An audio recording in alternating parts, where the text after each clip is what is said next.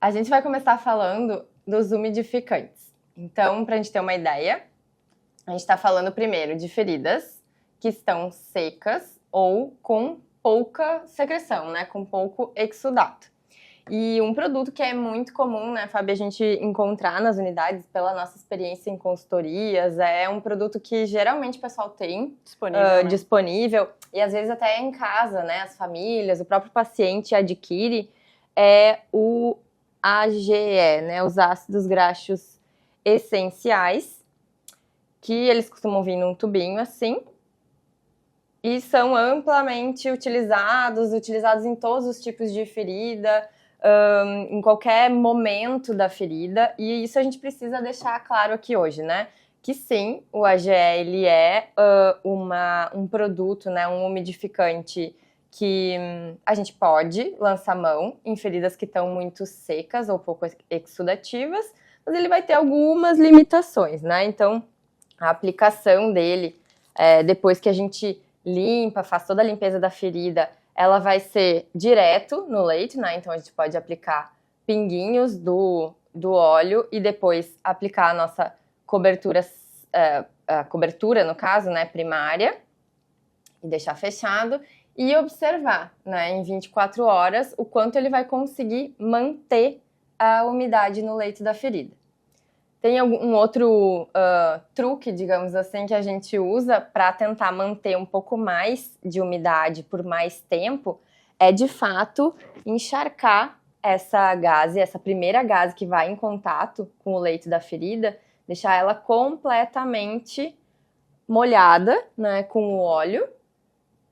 Então, bem encharcada, a gente não faz isso, não precisa fazer direto no leito, né? A gente pode fazer no próprio pacotinho da gaze, deixar ela bem úmida e em contato com o leito da ferida e também vai avaliar em 24 horas o quanto ela se manteve úmida, né? A gente tá falando de uma ferida seca, a gente precisa manter a umidade. Fábio, tem mais alguma coisa que a gente precisa cuidar no uso do AGE? Sim, acho que o AGE, como a Laura disse, é amplamente utilizado, inclusive porque é fácil de encontrar em farmácias para comprar, né? Ele não é um produto que só vende em lojas de produtos hospitalares ou, né, esse tipo de local, né? Então, aqui a gente pegou como exemplo, né, 3 tipos de óleos que a gente comprou numa farmácia. E o que eu quero mostrar para vocês é que existem óleos que eles não têm indicação para uso em feridas, para uso em pele não íntegra, né? Então, dentro aqui, os óleos a gente precisa, quando a gente vai comprar um óleo, quando a gente vai orientar, né, o nosso paciente a fazer a compra, a gente precisa orientar que ele leia o rótulo antes de fazer a compra. Então, no rótulo vai dizer a indicação do produto. Isso é importante. Então, por exemplo, esse aqui que a gente comprou, que é um óleo, né, de girassol, AGE, enfim, ele diz que auxilia no processo de cicatrização de feridas, como úlcera por pressão, úlceras venosas, arteriais, diabéticas. Então, aqui ele tem indicação para uso em pele não íntegra. Então, este aqui seria o óleo que poderia ser utilizado nesse tipo de ferida para umidificar. Agora, este aqui, por exemplo, que a gente vê a mesma embalagem, né, muito semelhante, enfim, até as cores são semelhantes. Quando a gente vai olhar no rótulo a indicação de uso, ele fala que é indicado para manutenção da integridade da pele, protegendo de ação de agentes externos, auxiliando na prevenção da formação de escaras, de escamações. Ele não tem nenhuma indicação para uso em feridas abertas, né? E este aqui também da mesma forma. Aqui ainda tem um adendo, eles ainda colocam, né, que não aplique sobre a pele ferida ou irritada. Então, assim, são 3 tipos que a gente encontra um do lado do outro se a gente vai numa farmácia e cada um deles vai ter uma indicação. Isso tem a ver com questão de registro na Anvisa, então vocês podem buscar as informações no rótulo. Então, produtos que são registrados na Anvisa, né, na Agência Nacional de Vigilância Sanitária, eles passam por um processo de regulamentação, que vai regulamentar rótulo, orientação, enfim, que tem uma fiscalização que é diferente dos outros produtos que não têm esse tipo de regulamentação. Então, isso confere mais segurança no uso de produtos, então, que tenham esse registro. Então, por isso, tem essa diferença. Então, sempre atentar a buscar produtos que tenham o registro e que tenham essa indicação muito específica no rótulo, porque isso pode fazer diferença no cuidado. Exato. Aí vou aproveitar aqui, ó, enquanto a Fábio estava falando, e mostrar mais uma limitação que a gente entende sobre o uso dos ácidos graxos essenciais ou de qualquer tipo de cobertura que seja oleosa, né? Ela tem o potencial da umidade, mas ela escorre, né? Então ela é facilmente absorvida pelo curativo seco que a gente coloca como secundário. E aí tem um princípio que vocês vão ouvir a gente falar bastante, que é Undisturbed Healing Wound, que é a cicatrização sem perturbação, né, da ferida. Que é quanto mais tempo a gente consegue deixar esse curativo fechado, melhor né? Mais benefícios vai ter, porque tem todo um processo aqui acontecendo, tem células nascendo e migrando, né, do leito para dentro da ferida, e que toda vez que a gente tira o curativo, a gente leva um pouquinho desse tecido novo junto. Então, a ideia é que a gente deixe pelo menos 24 horas, né, o curativo fechado, e olha como as gases que estão aplicadas em cima, elas vão absorvendo. E aí, muitas vezes, acaba que em 24 horas, né, Fábio, a gase de algodão já absorveu todo o óleo e acaba até aderindo muitas vezes no leito ou deixando muito seca, né? E não tem o potencial de umidade que a gente espera. Então, a gente considera essa outra limitação, né, do AGE para o caso de feridas secas ou pouco exudativas. E é isso, o que a gente espera que vocês façam agora é ir lá para os produtos, né, para os tubinhos de AGE que a gente tem na unidade, ou que os nossos pacientes têm em casa, e façam essa conferência, né, se a gente está com o produto adequado para estar utilizando no leito da ferida. E também dizer que ele não é o nosso preferido, né, mas a gente sabe que, em não tendo outra opção, ele vai nos auxiliar dessa forma. Um outro ponto que é só para a gente fechar essa parte das diferenças é que, geralmente, o óleo que é indicado para pele não íntegra, ele é um pouco mais caro, justamente por esse processo de registro na Anvisa. Então, a gente vai ver que os óleos comumente, os óleos que não têm indicação, né, que são só para pele íntegra, eles vão ser mais baratos, então acaba sendo a opção das pessoas muitas vezes, né? Mas a gente tem que então direcionar realmente para algo que a gente tem uma garantia, uma segurança maior de que vai ter um efeito benéfico. Outro ponto que eu estava me lembrando, Laura, é que muitas enfermeiras, a gente recebe muito contato de enfermeira e a gente atende, né, também muitas pessoas que utilizam os óleos para hidratação da pele perilesional, né? E isso é uma questão também. A gente tem que pensar que o veículo óleo, ele não é o ideal, o mais adequado para a gente poder hidratar a pele, né? A hidratação da pele, ela tem veículos como cremes, géis, outras coisas que podem ter associação com óleos, mas o óleo puro, ele não é a nossa melhor opção para a hidratação da pele. Então, isso é um ponto também. A gente recebe muitos pacientes, às vezes, com crostas, né? Porque o óleo vai acumulando, ele não absorve de maneira uniforme, vai acumulando e muitas vezes são crostas, assim, de resíduos, né? Do próprio óleo. E tem um aspecto também, né, que é muito falado em relação aos ácidos graxos essenciais, que é o seu potencial de angiogênese, né? Que ele provocaria ali um crescimento celular mais acelerado.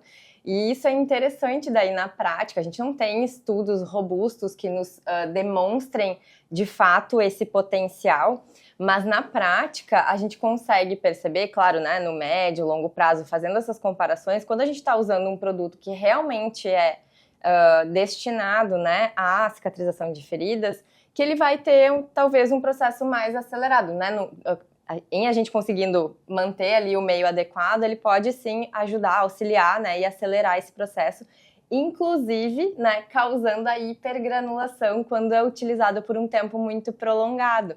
Então, eu imagino que vocês já possam até ter tido esse tipo de experiência, né? Chega aquele paciente que está usando já há vários meses só o AGE, e aí o leito da ferida começa a ficar com um aspecto um pouco mais friável, né? Ele começa a ficar com os grãos, parece uma amora, né? Tem esse aspecto de amora, assim, com as células crescidinhas. E essa pode ser um efeito, a gente pode chamar de um efeito adverso do uso prolongado do AGE, que geralmente se resolve, né, trocando por outra cobertura, né, e aí ele acaba retornando ao seu estado normal, né, de tecido de granulação. Bom, então se não é o AGE, que outro umidificante a gente vai usar nas nossas feridas secas? A gente gosta bastante e usa e indica o hidrogel. O hidrogel, ele tem uma consistência... Na verdade, o hidrogel nada mais é do que água gelificada, né? Ele pode até ter outros espessantes associados, né? Que daí vão ofertar maior ou menor umidade para esse... ou consistência, né? Para essa ferida. Para essa cobertura.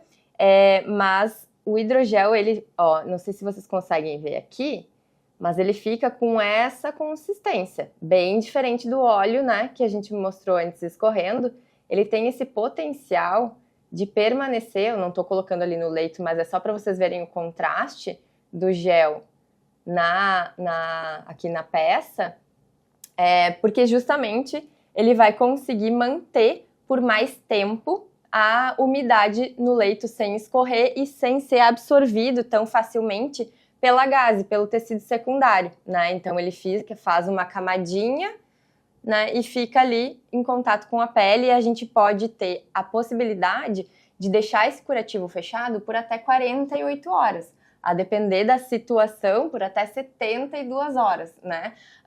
Vai acabar variando também de marca, né, para marca, pela essa questão da consistência mesmo. Então, tem uma série, são várias marcas que oferecem a cobertura de hidrogel, e elas vão ter consistências diferentes. Então, essa aqui, ó, vocês vão perceber que é muito mais líquida, né? Isso, muito mais líquida, ó. Ela até faz um pouquinho daquela consistência, mas ela já ela espalha mais fácil e já pode escorrer também com mais facilidade, e talvez tenha mais facilidade de ser absorvida pela gaze secundária. Mas esses são pontos, né, que a gente vai, ao conhecer os produtos, vai podendo avaliar. Mas mesmo assim, mesmo ela sendo mais líquida, ela tem um potencial maior. Então, talvez ao invés de 48, ela consiga manter a ferida úmida por 24 horas, né? Então, o hidrogel é uma cobertura feita especificamente, né, para o uso nas feridas, e acaba sendo uma ótima opção de umidificante para as feridas secas. Ainda que o hidrogel ele seja um umidificante, por esse potencial de umidificar o leito, ele aumenta o potencial de desbridamento autolítico da lesão. Então ele é indicado para feridas com tecido de granulação, mas também para feridas mistas, que apresentem algum tipo de esfacelo, né, algum tipo de necrose ali, de liquefação, de esfacelo, ele também vai estar agindo, né? Então, esse é um ponto interessante, né? O hidrogel ele tem esse efeito. E acho que é importante a gente pensar que o hidrogel, como ele tem esse efeito umidificante, ele tem que ser aplicado somente no leito da ferida, não ultrapassando bordas, porque ele, umidificando as bordas, umidificando a pele íntegra, ele pode causar maceração. Então a gente precisa sempre aplicar somente no leito, coloca a gaze como cobertura primária, bem em contato, e mais gaze, né, como cobertura secundária. Então, pode ser utilizado para tecido de granulação, mas também em feridas que apresentam leito misto. Isso. Vou chamar a atenção, Fábio, para um ponto que tu colocou, que tu disseste agora, que a gente precisa deixar sempre a gaze muito em contato com o leito da ferida, né? E por que isso, gente? Porque existe uma migração de células, né? E para essas células migrarem, elas geralmente migram aqui da borda para o centro da lesão. E para elas conseguirem fazer isso, a gente facilita a vida quando tem umidade, né? Porque elas vão escorregando ali para o meio da ferida. E quando tem algo encostado, né, nas paredes, quando não tem nenhum vazio. E assim elas conseguem vir de uma forma um pouco mais organizada. Então, só um parênteses para a gente falar aqui da migração das células. Particularmente importante quando a gente tem feridas cavitárias, né? A gente já recebeu, né, também ligações, atendimentos, que as pessoas com uma ferida que é mais cavitária colocam o hidrogel, né, preenchem toda a lesão e colocam a gaze somente por cima, né, como uma gaze... só como um curativo secundário, assim, colocam só por cima e tampam a ferida assim, sem fazer a pressão, né, sem poder realmente deixar bem em contato com o leito. Então, acha que preenchendo com o hidrogel o leito, isso vai ser o mais adequado. E, na verdade, não. A gente coloca uma camada fina de hidrogel e coloca a gaze, né, fazendo uma leve pressão para justamente ela ir se ajustando ao leito e depois cobertura secundária, gaze seca por cima. Essa, né, é uma questão até de quantidade de uso do produto, né? Exatamente. Porque daqui a pouco tu vai estar usando muito mais produto, né? Gastando muito mais produto, quando na verdade ele tendo uma boa consistência, uma camadinha fina já é suficiente para ele manter, né, por vários dias, inclusive a ferida úmida, e tendo esse cuidado de manter o curativo bem firme, né, ali no local. A consistência do hidrogel, ela muda dependendo da marca, mas ela muda também dependendo de outros ativos que podem constar nesse produto. Então, hoje também tem uma infinidade no mercado de produtos que são associados ao hidrogel, né? E isso também modifica a consistência ali do gel. Isso, modifica a consistência e pode modificar um pouco a indicação também. E aí, por que a gente não fala aqui, né, do hidrogel associado ao alginato, o hidrogel associado ao PHMB, o hidrogel associado à prata? Porque cada um deles vai ter indicação. E essas indicações são indicações do fabricante. Então, sempre que a gente opta, né, pela compra de um produto, é muito importante que a gente atente para as orientações do fabricante e faça essa avaliação. Na minha prática, será que é importante eu ter também esses outros recursos, né? Aí vai depender. Digamos que o fabricante me diz que o alginato auxilia, tem um maior potencial de desbridamento. Bom, se eu quero ter uma cobertura umidificante, mas que também me auxilie no desbridamento, talvez faça sentido, então, eu investir nessa associação. O que a gente sugere, né? Que a gente garanta que tenha o hidrogel, né? Se ele vai ser associado a outros produtos ou não, é algo que a gente entende que é da nossa prática, né? Conforme a gente vai utilizando e vai sentindo necessidade de ter outros recursos, a gente daí vai fazendo outros investimentos. Mas a garantia essencial, que é a nossa proposta aqui hoje, é de ter o hidrogel na sua forma mesmo de água gelificada. Tá, mas se a gente não tem um hidrogel, que tem essa consistência mais gelificada, né? E a gente tem o EGE, mas ele não está dando conta de manter a umidade da lesão, o que a gente pode fazer? Então, nesse caso, a gente pode indicar o uso da vaselina sólida. A vaselina, ela é um produto que tem uma consistência que é semelhante à do hidrogel e acaba que ela ajuda quando a gente vai colocar num leito de uma ferida granulada, ela tem essa consistência que não escorre, né, diferente do AGE. Então, para feridas que muitas vezes estão em localização, que a gente vai aplicar o AGE, vai escorrer, ou que não está conseguindo manter uma umidade adequada na troca de curativo, a gente está tendo bons resultados com o uso da vaselina, porque ela mantém o equilíbrio da umidade no leito da lesão. Então, o formato de aplicação é o mesmo, a gente vai aplicar uma camada fina de vaselina no leito, cobertura com gaze primária, né, com gaze como cobertura primária em contato com o leito da lesão, e gaze seca como cobertura secundária. E a limpeza e troca vai depender, então, do quanto a gente está conseguindo manter o leito com equilíbrio de umidade, né? O não ressecamento, a hidratação, isso tudo vai ter que ser avaliado, geralmente ficando a cada 24 ou 48 horas. É isso. Então, a gente apresentou aqui 3 opções de coberturas umidificantes. A nossa preferida é o hidrogel, sim, especialmente quando ele tem um espessante, né, com esse potencial de umidade.